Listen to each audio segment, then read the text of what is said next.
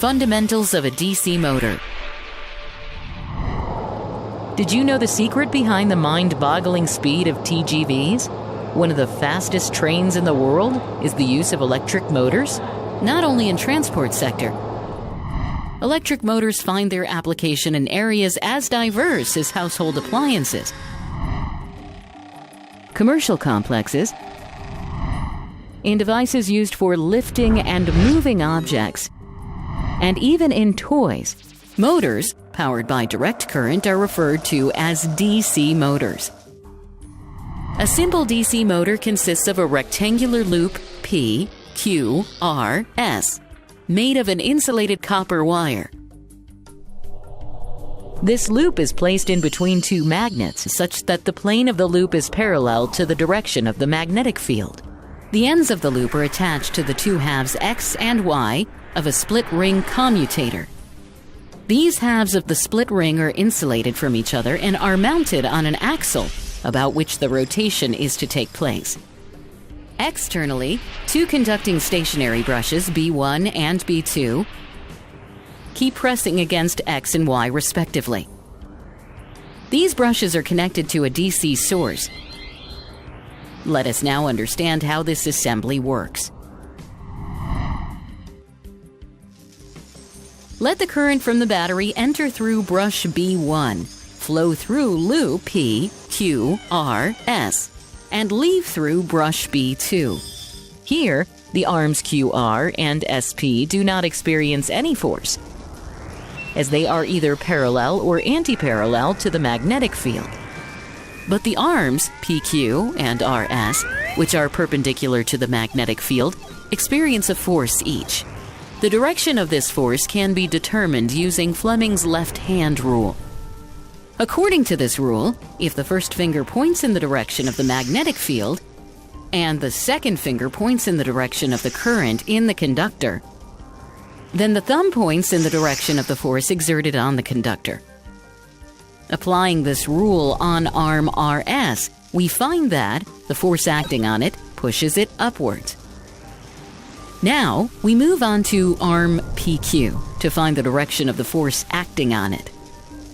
Here, we notice that the first finger points in the direction of the magnetic field, but the second finger does not point in the direction of current. So we rotate the left hand such that the second finger points in the direction of current. Notice that, in this case, the thumb points downwards. This implies that the force acting on arm PQ pushes it downwards. Thus, under the action of these two forces acting on arms PQ and RS, having different lines of action, the loop starts rotating anti-clockwise. Just as the rotation starts, arms QR and SP are no more parallel to the magnetic field, and hence are acted upon by the forces as well. But as the two forces are equal and opposite, and have the same line of action, they always cancel each other. Once the loop has rotated through 90 degrees, brushes B1 and B2 lose contact with the split ring and the current in the loop is cut off. In the absence of current, arms PQ and RS do not experience any force. This implies that the loop should not rotate anymore. However, due to rotational inertia, the loop continues to rotate a little further so that the contact is reestablished. Just as that happens, the current starts flowing in the loop once again, and the loop continues to rotate in the same anti-clockwise direction. On rotating through 180 degrees, that is, after half rotation, arms PQ and RS of the loop get interchanged. Now, the split ring Y is in contact with brush B1 and X with brush B2.